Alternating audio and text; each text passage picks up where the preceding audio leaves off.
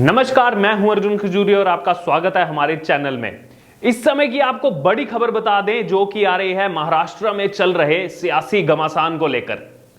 अब supreme court की तरफ से विधायकों की अयोग्यता मामले पर जो सुनवाई है वो 1 अगस्त को होगी। इस समय की बड़ी खबर है ये। दरअसल उद्धव ठाकरे के नेतृत्व वाले और एकनाथ शिंदे के नेतृत्व वाले खेमे की तरफ से दायर याचिकाओं पर सुप्रीम कोर्ट में आज सुनवाई हुई, जिसको मुख्य न्यायाधीश एनवी रमन्ना, जस्टिस कृष्ण मुरारी और हिमा कोहली की तरफ की पीठ ने इस मामले पर सुनवाई की।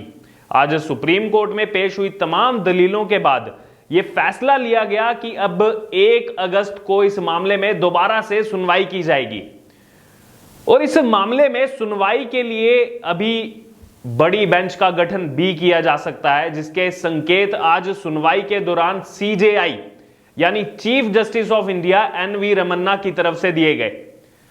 और आगे यह भी कहा गया कि बेंच किस तरह की हो सकती है, इस पर अभी विचार किया जाएगा और विचार करने के बाद बेंच का गठन करने में अभी कुछ समय और लग सकता है। तो यह बड़ा झटका है उद्धव ठाकरे गुट के लिए। और इसी बीच शिंदे गुट की तरफ से वकील हरीश साल्वे ने याचिकाओं पर अपना जवाब दाखिल करने के लिए कोर्ट से 1 हफ्ते का समय मांगा है, जिस पर कोर्ट ने बाकी सभी पक्षों को भी अपनी लिखित दलीलें देने के लिए, जमा करने के लिए 1 हफ्ते का समय दिया है।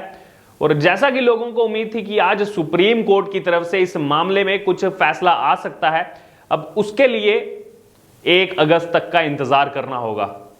और अगर बात की जाए शिंदे गुट की, तो उनका तर्क है कि उनके पास शिवसेना के 2/3 विधायक हैं और अब ज्यादातर संख्या में सांसद भी उनके पाले में आ चुके हैं, इसलिए असली शिवसेना का हक उनको दिया जाए। और वहीं दूसरी तरफ अगर बात की जाए उद्धव ठाकरे गुट की, और जैसे उनके करीबी संजय राउत लगातार बोलते आए हैं कि 2/3 बहुमत होने के बावजूद कोई भी पार्टी से जो है पार्टी के कोटे पर अपना दावा पेश नहीं कर सकता जिससे कि वो अलग हुए हों।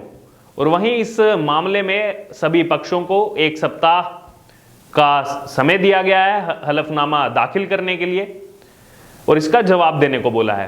और वहीं अगर राजनीतिक विशेषज्ञों की माने इस मामले में, तो शिंदे ग्रुप की तरफ से नेतृत्व कर रहे वकील हरीश साल्वे ने सुप्रीम कोर्ट में सुनवाई के दौरान उद्धव ठाकरे गुट के सवालों पर जोरदार और मजबूत पक्ष अदालत के सामने आज रखा है। आइए आपको विस्तार से बताते हैं कि आज जो सुप्रीम कोर्ट में सुनवाई हुई उस दौरान क्या क्या हुआ। आज सुबह करीब 11 बजे के बाद इस मामले में बहस की शुरुआत की गई और उद्धव ठाकरे गुट की तरफ से नेतृत्व कर रहे वकील कपिल सिब्बल ने इस बहस की शुरुआत की। और बहस की शुरुआत करते हुए कपिल सिब्बल ने कहा कि जिस तरह से सरकार को गिराया गया वह लोकतंत्र का मजाक था।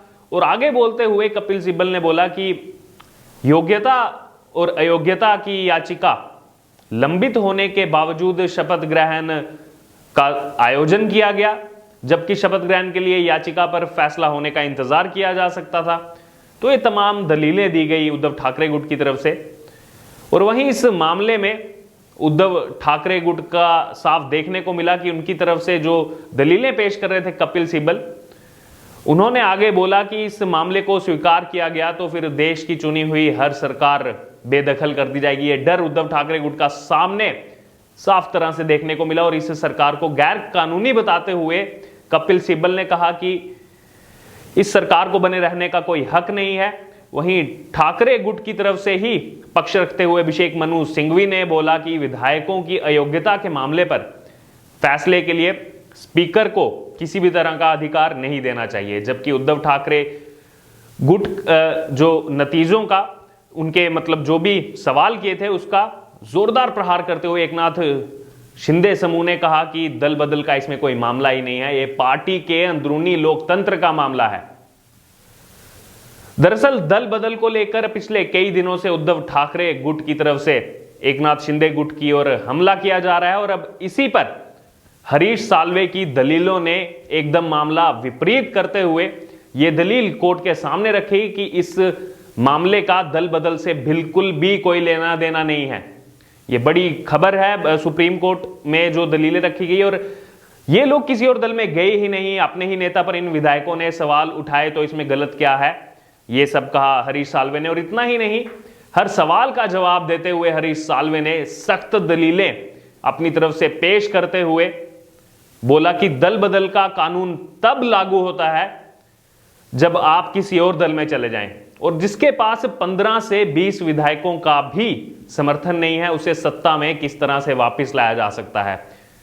ये बड़े तंज कसे गए उद्धव ठाकरे को लेकर। और आगे बोलते हुए उन्होंने कहा कि पूर्व मुख्यमंत्री उद्धव ठाकरे ने बहुमत खो दिया था और पार्टी के अंदर ही बिना किसी दल बदल के आवाज उठाना बिल्कुल भी गलत नहीं है। पार्टी की सदस्यता लेना चुप्पी की शपथ नहीं होती। ये बड़ी बातें की गई आज सुप्रीम कोर्ट में।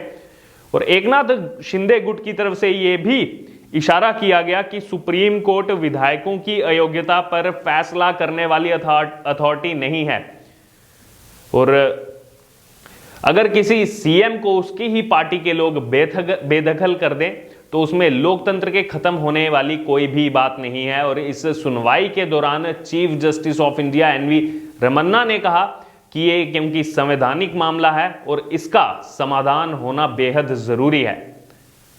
और आगे और विस्तार से इस मामले में दलीलें पेश करते हुए हरीश साल्वे ने कहा कि अगर पार्टी में ज्यादा संख्या में लोग उनको ऐसा लगता है कि किसी अन्य नेता को नेतृत्व करना चाहिए तो इसमें कुछ भी गलत नहीं है। और अगर कोई नेता पार्टी के अंदर ही समर्थन यानी कि बहुमत जुटाता है जैसा एकनाथ शिंदे ने किया और बिना पार्टी को छोड़े नेतृत्व से सवाल खड़े करता है तो उसको दल बदल नहीं कह सकते। तो ये एकनाथ शिंदे का बचाव करते हुए कहा। और इन दलीलों के बाद ये समझ में आ रहा है कि कपिल सिब्बल की तरफ से उद्धव ठाकरे गुट को लेकर जो सवाल सुनवाई के दौरान रखे गए उनका एकनाथ शिंदे गुट की तरफ से पेश हुए वकील हरीश साल्वे ने एक एक करके अपने पक्ष को बेहतरीन तरीके से बेंच के सामने रखा।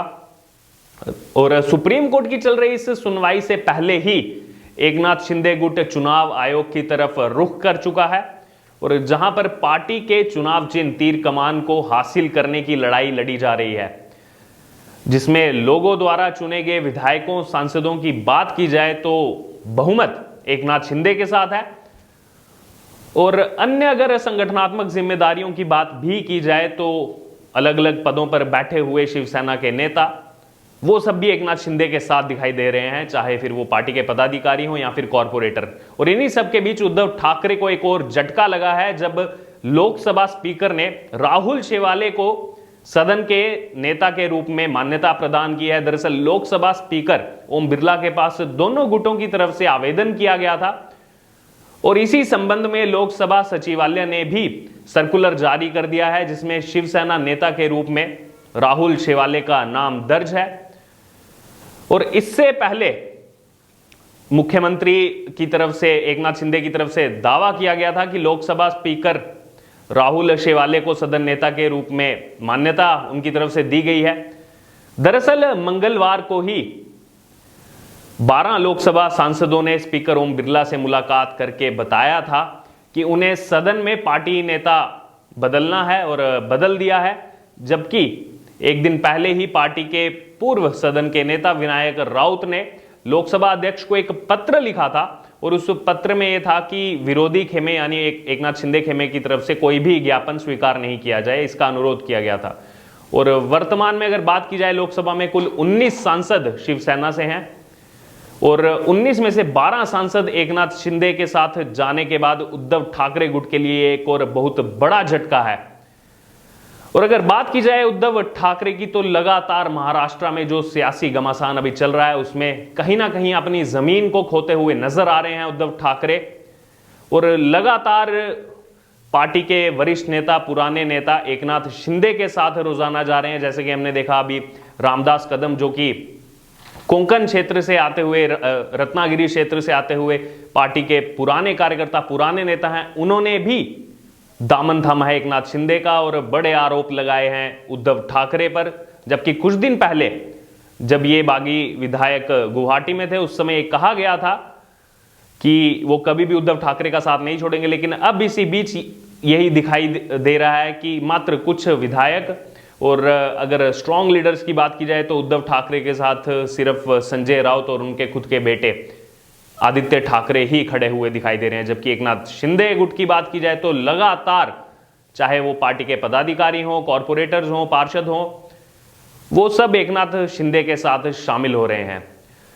तो आपका क्या कहना है? आज सुप्रीम कोर्ट ने जो इस मामले को और लंबित कर लिया है और 1 अगस्त को इस मामले की सुनवाई की जाएगी और इस तरह के संकेत दिए गए हैं कि इस बेंच को और भी बड़ा किया जा सकता है, इस पर विचार किया जाएगा और 1 हफ्ते का समय दिया गया है हलफनामा दायर करने के लिए।